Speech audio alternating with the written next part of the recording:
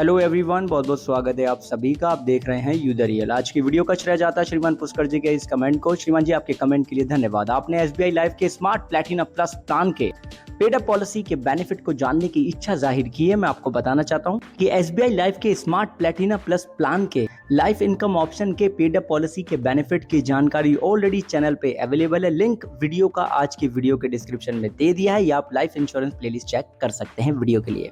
आपको पता ही है कि चैनल पे प्रतिदिन प्रत्येक वीडियो आप ही लोगों के प्रश्न सुझाव कमेंट के अनुसार आती हैं, इसलिए कमेंट सेक्शन में जरूर बताएं कि आप अगली वीडियो किस प्लान से संबंधित चाहते हैं। और वीडियो अपने अनुसार उचित समय पे पाने के लिए वीडियो को लाइक करें, शेयर करें, चैनल को सब्सक्राइब करके ऑल नोटिफिकेशन बेल को ऑन करना ना भूलें।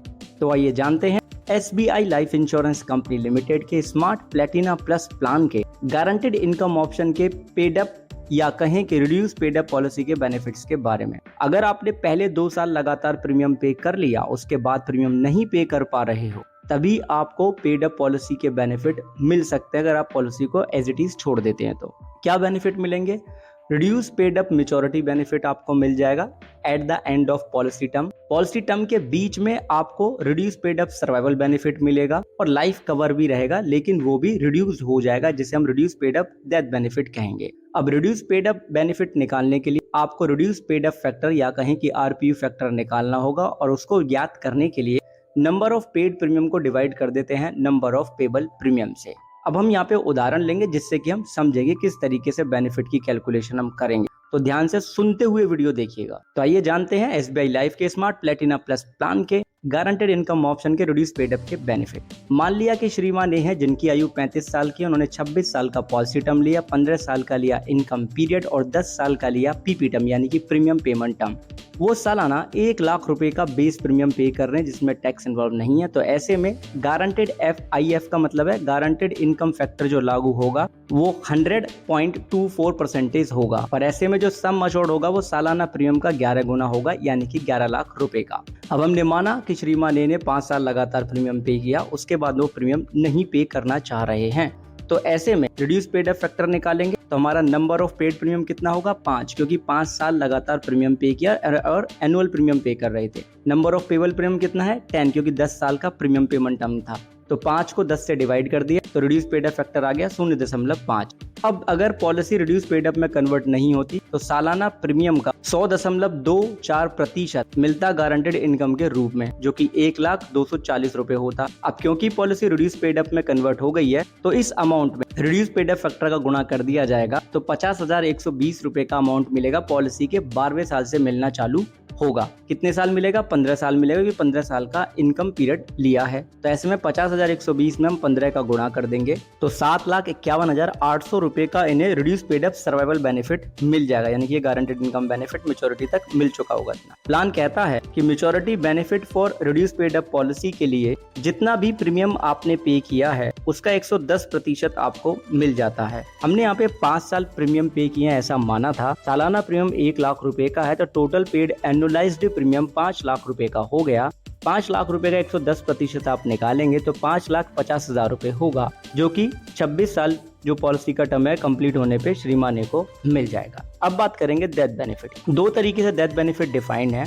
एक है commencement of income period before, यानी कि जो इनकम पीरियड है उसके शुरू होने से पहले अगर बीमा धारक की मृत्यु हो गई under the reduce paid up policy, तो क्या होगा? जो हमारा बेसिक सम अश्योर्ड है सालाना प्रीमियम का 11 गुना, वो हो जाएगा सम अश्योर्ड ऑन डेथ, और उसमें हम गुणा कर देंगे रिड्यूस पेड अप फैक्टर का, यानी कि 11 लाख का जो अमाउंट है सालाना प्रीमियम का 11 गुना, उसमें हम 0.5 का गुणा कर देंगे तो 5,50,000 रुपए का reduce paid up sum assured on death nominee को मिल जाएगा और पॉलिसी क्लोज हो जाएगी, क्योंकि इनकम पीरियड चालू ही नहीं हुआ था, उससे पहले ही मृत्यु हो गई। अब अगर इनकम पीरियड स्टार्ट हो गया और उसके बाद अगर डेथ हो गई तो प्लान कहता है कि सम अश्योर्ड ऑन डेथ निकालने के लिए जितना सालाना इनकम बेनिफिट मिल रहा था नॉर्मल कंडीशन में, उसमें हम डेथ बेनिफिट फैक्टर का गुणा करेंगे जो कि गारंटेड इनकम बेनिफिट के लिए होगा। फिर उसमें हम जोड़ेंगे मैच्योरिटी बेनिफिट में गुणा करेंगे डेथ बेनिफिट फैक्टर का, जो कि मैच्योरिटी बेनिफिट के लिए होगा। अब नॉर्मल सिनेरियो में जो गारंटेड इनकम अमाउंट होता अगर पॉलिसी रिड्यूस पेड अप में कन्वर्ट नहीं होती तो वो होता 240 रुपए का। ठीक है, तो हम यहाँ पे सम अश्योर्ड ऑन डेथ कैसे निकालेंगे, पहले प्लान में देखते हैं क्या लिखा है। प्लान में लिखा है कि basic sum assured 11 times of annualised premium यानी कि 11 लाख रुपए का कंपैरिजन किया जाएगा। टोटल पेड प्रीमियम का 105%, 5 लाख रुपए ही पे किए हैं प्रीमियम के रूप में, तो 5,25,000 रुपए जाएंगे, उसका 105% आप निकालेंगे। तो फिर एनुअल गारंटेड इनकम में मल्टीप्लाई करेंगे death benefit factor for guaranteed income, फिर प्लस कर देंगे मैच्योरिटी बेनिफिट, उसमें मल्टीप्लाई कर देंगे death benefit factor for maturity benefit. ठीक है, तो अब हमें यहाँ पे पता है ऑलरेडी गारंटेड इनकम के बारे में, लेकिन हम यहाँ पे मान रहे हैं कि इनकम बेनिफिट चालू हो गया उसके बाद डेथ हुई है, तो हम यहाँ पे पॉलिसी ईयर मान रहे हैं कि पॉलिसी के 20 साल कंप्लीट होने पे श्रीमान ए की मृत्यु हो गई। अब ये जो 20 साल हैं इनको हमें मंथ्स में कन्वर्ट करना होगा जिससे कि हम डेथ बेनिफिट फैक्टर को देख पाए। तो 20 साल को आप मंथ्स में कन्वर्ट कर लेंगे तो 240 महीने ये हो जाएगा। तो गारंटेड इनकम के लिए जो डेथ बेनिफिट फैक्टर होगा वो होगा 5.7739 और death benefit factor for maturity benefit होगा 0.6682। मैच्योरिटी बेनिफिट क्या होगा जी, टोटल पेड प्रीमियम का 110% यानी कि 5,50,000 रुपए का अमाउंट ये होगा। ये चीजें हमें यहाँ पे पता है। ठीक है, तो अब हम यहाँ पे क्या करेंगे, इनका कंपैरिजन करेंगे सोल्यूशन करके। तो गारंटेड इनकम जो हमारी बैटरी थी हमें पता ही है कि नॉर्मल सिनेरियो में 1,02,40 रुपए होती, राइट। तो उसमें हम गुणा कर देंगे डेथ बेनिफिट फैक्टर का जो इनकम के लिए है वो है 5.7739, फिर जो मैच्योरिटी बेनिफिट है 5.5 लाख रुपए का, उसमें मैच्योरिटी बेनिफिट का जो डेथ बेनिफिट फैक्टर है उसका गुणा कर देंगे जो कि 0.6682 है। अब यहाँ पे जोड़ देंगे तो 9,46,885 रुपए 74 पैसे के आसपास ये अमाउंट होगा। अब ये जो अमाउंट है वो बेसिक सम अश्योर्ड जो है उससे तो कम ही ये बैठ रहा है। अगर हम कंपैरिजन कर लेंगे इन तीनों का आपस में, 11 लाख का 5,25,000 से और 9,46,285 रुपए 74 पैसे से, तो इन तीनों में सबसे ज्यादा क्या होगा जी, बेसिक सम अश्योर्ड ही हुआ। तो बेसिक सम अश्योर्ड जो है उसमें हम रिड्यूस पेड अप फैक्टर का मल्टीप्लाई कर देंगे जो कि मेरा 0.5 है। तो ऐसे में reduce paid up sum assured on death निकल के आ जाएगा 5,50,000 रुपए का, ये नॉमिनी को मिल जाएगा लमसम के रूप में। तो जैसे ही अब नॉमिनी को reduce paid up sum assured on death मिल जाएगा, उसके बाद में अब हमें देखना है कि बैलेंस इनकम पीरियड कितना बचा था। वो 6 साल का बचा था क्योंकि 26 साल का पॉजिटिव में 20 साल कंप्लीट हो गए, 26 में से 20 माइनस कर दिया। अब अगले 6 साल क्या हो, अगले 6 साल भी नॉमिनी को reduce paid up survival benefit मिलता रहेगा, यानी कि reduce paid up guaranteed income benefit मिलता रहेगा जो कि 1,02,40 में 0.5 का गुणा कर देंगे तो 50,120 आएगा। इसमें हम 6 का गुणा कर लेंगे तो total sum of reduce paid up